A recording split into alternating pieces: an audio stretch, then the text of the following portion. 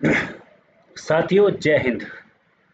आज जो मैं बात करने वाला हूँ वो है सरकारी मास्टर जी यानी सहायक अध्यापक उत्तर प्रदेश लोक सेवा आयोग। 2025 के लिए उत्तर प्रदेश लोक सेवा आयोग ने टीचरों की वैकेंसी निकाल रखी है। वो भी स्नातक चाहिए, पुरुष और महिला दोनों है। 2025 का ये नोटिफिकेशन है। अगर मैं यहाँ पर अंतिम तिथि की बात करूँगा तो यहाँ पर जो डेट है प्रारंभ की वो है 28 तारीख, यानी कल से शुरू हो चुकी है और अंतिम तिथि हो जाएगी यहाँ पर 28/8, यानी 1 महीने का टाइम है आपको फॉर्म भरने का। एक्स सर्विसमैन के लिए बहुत सारी वैकेंसी है। वीडियो में एंड तक बने रहें, देखें किस विषय में कौन सी वैकेंसी है हमारे लिए। तो मैं शुरू करता हूँ सबसे पहले कि क्या वैकेंसी है, कैसे कैसे हम इस वैकेंसी को भर सकते हैं। ऑनलाइन आवेदन करने से पूर्व पहले आपको OTR करना पड़ेगा ना। OTR होता है वन टाइम रजिस्ट्रेशन। ये करना अनिवार्य है, आपने कुछ नहीं करना है। अगर आप जानते हैं तो अच्छी बात है, और अगर आप नहीं जानते हैं तो आप किसी कंप्यूटर वाले से भी OTR करवा सकते हैं। ठीक है, OTR करने के लिए आपको वेबसाइट है pariksha.nic.in, ये OTR नंबर यहाँ से प्राप्त होगा। ठीक है, आयोग की वेबसाइट है जो देखो, ये है uppsc.up.nic.in। यहाँ पर आप OTR को सबमिट कर सकते हैं। फॉर्म भरने के लिए भी आपको यही वेबसाइट मिल जाएगी। ठीक है, चलते हैं फिर डायरेक्ट वहीं चलेंगे जो हमारी काम की बातें हैं। OTR कैसा करना है आपको कंप्यूटर वाला बता देगा, यहाँ पे बता के कोई भी फ़ायदा नहीं है। सबसे पहले आते हैं क्या है आवेदन शुल्क, यानी रुपए कितने लगेंगे आपके। परीक्षा शुल्क 40 रुपये है, प्लस ऑनलाइन प्रक्रिया शुल्क है 25 रुपये। टोटल आपके मात्र 65 रुपये यहाँ पर फीस हो जाएगी। आपकी 65 रुपये फीस है। 65 रुपये में आप मास्टर लग जाएंगे, टीचर गुरुजी बन जाएंगे। देखते हैं आगे क्या है। यहाँ पर लिखा जो कुल भर्तियां हैं, रिक्त पद हैं, वो है 7,466। तो कुल रिक्त पद है, ठीक है, 7,466।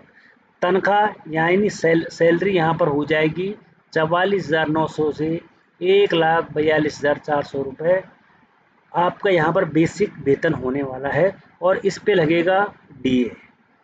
और जो ग्रेड वेतन है वो 4600 लेवल की है पे वो सेल जॉब, और लेवल 7 की जॉब है। बहुत अच्छी जॉब है। ठीक है, यहाँ पर लिखा हुआ है कि महिला अभ्यर्थियों, उत्तर प्रदेश के भूतपूर्व सैनिक, समाज के दिव्यांग अभ्यर्थियों, उत्तर प्रदेश के उत्कृष्ट खिलाड़ियों को भी विद्यमान शासकीय नियमों के अनुसार यहाँ पर आरक्षण दिया जाएगा। तो आरक्षण तो है, इसलिए ये वीडियो बन रहा है। ठीक है, यहाँ पर छूट भी मिलेगी केवल जो उत्तर प्रदेश के यहाँ पर एक्स सर्विसमैन है, अनुसूचित जाति, अनुसूचित जनजाति, पिछड़ा वर्ग और EWS स्वतंत्रता संग्राम सेनानी, और जो एक्स सर्विसमैन है उनको यहाँ पर छूट होने वाली है। ओके, चलते हैं आगे। क्या ये है सब्जेक्ट आपने क्या, अगर सहायक अध्यापक पुरुष या महिला, आपको हिंदी, आप हिंदी सब्जेक्ट है तो आपको क्या क्या करना है।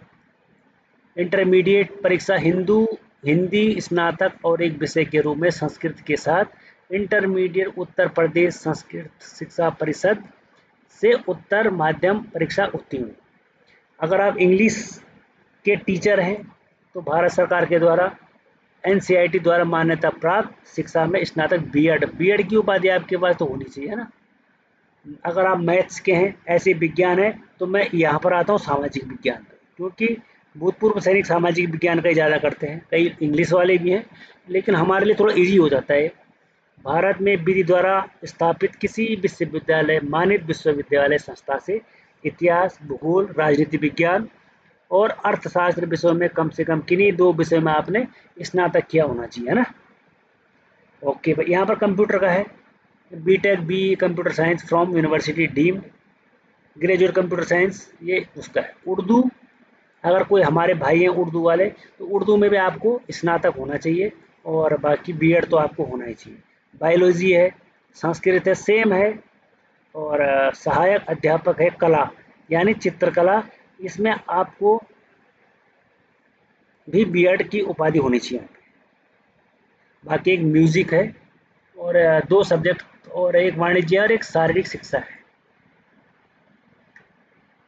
स्नातक की उपाधि चाहिए और बीएड यहाँ पे भी चाहिए। यहाँ पर बीपीई भी चल जाएगा। ये गृह विज्ञान है, और लास्ट है सहायक कृषि उद्यान क्रम। तो ये यहाँ पे आपके सब्जेक्ट होने वाले हैं जब अगर आप टीचर लग जाते हो तो। अब यहाँ पर क्या क्या लिखा है इन्होंने, ये तो दिव्यांगजन के लिए है ना। अब दिव्यांगजन के लिए तो हमने क्या ही पढ़ना है, ये ऐसे ही हो गया है नीला पीला। आते हैं नीचे, उत्तर प्रदेश शिक्षा अधिनियम शिक्षा पर क्या क्या होगा। 1 जुलाई 2025 भूतपूर्व सैनिक के लिए देखते हैं। यहाँ पर भूतपूर्व सैनिकों के लिए अधिकतम आयु सीमा में सेना में की गई सेवा अवधि प्लस 3 वर्ष की छूट होगी। मैंने आपको छूट का कॉन्सेप्ट बता रखा है कि 40 साल के हो 17 माइनस कर देना और 3 और माइनस कर देना, यानी 20 माइनस कर दोगे तो आप 20 साल के हो। ठीक है बस। और यहाँ पर फीस मैंने आपको बता दिया, आपकी 65 रुपये फीस है भूतपूर्व सैनिकों हेतु। योग 105 हो रहा है, इधर तो ऊपर 35 हो रहा था और यहाँ पर हो रहा है 80, ऑनलाइन पर किया 25, तो 105 रुपये हो रहा है। ऊपर 65 हो रहा था, यहाँ पर 105 रुपये है। बाकी आपकी जो डेट ऑफ बर्थ है वो 10th के जो मार्कशीट है उसके हिसाब से आपकी डेट ऑफ बर्थ देखी जाएगी। अगर आप रिटायर नहीं हुए हैं तो आप इस फॉर्म को तब भर सकते हो जब भूतपूर्व सैनिक सेवा से अवमुक्त होना आवश्यक है, कि भूतपूर्व सैनिक को रिटायर होना बहुत ज़रूरी है, तभी वो इस फॉर्म को अप्लाई कर सकता है।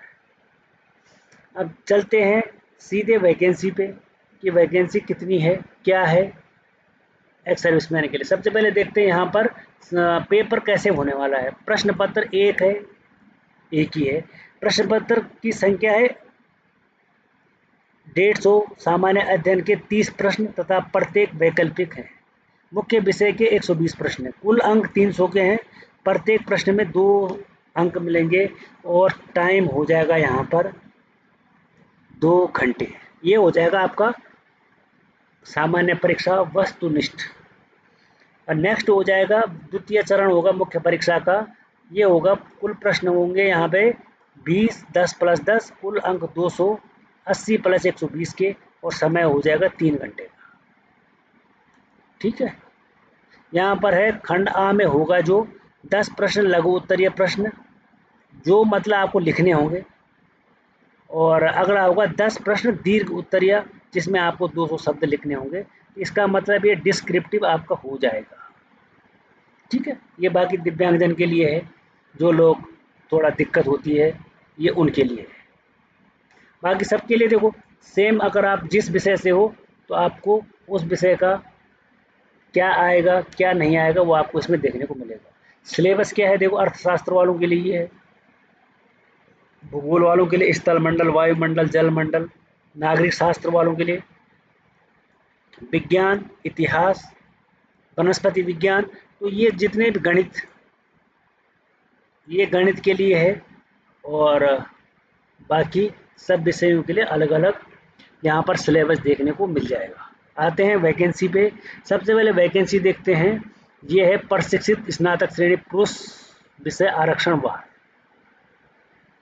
ये है सहायक अध्यापक के लिए, भूतपूर्व सैनिक लिखा है ये है। अभी देखो यहाँ पे हिंदी के लिए 28 वैकेंसी है भूतपूर्व सैनिक की, अंग्रेजी के लिए 27, गणित के लिए 27, विज्ञान के लिए 38, 28 सामाजिक विज्ञान, 9 जीव विज्ञान, कला 9, 4 संगीत, और बाकी 10 हैं शारीरिक शिक्षा, और 30 है कंप्यूटर की। टोटल 238 तो यहाँ पर सहायक अध्यापक के लिए हो जाएंगे। ठीक है। बाकी यहाँ पे दिव्यांगजन में कोई नहीं है। और यहाँ पर प्रशिक्षित स्नातक महिला शाखा हेतु, यहाँ पर भूतपूर्व सैनिक के लिए देखो टोटल वैकेंसी 118, तो यहाँ पर थी 238, 118। और यहाँ पर जो वैकेंसी है, सबसे ज़्यादा वैकेंसी मिलेगी आपको विज्ञान में, 28 वैकेंसी है विज्ञान में, 26 गणित में है, अंग्रेजी में 5 हैं, और यहाँ पर हिंदी में 5 वैकेंसी है।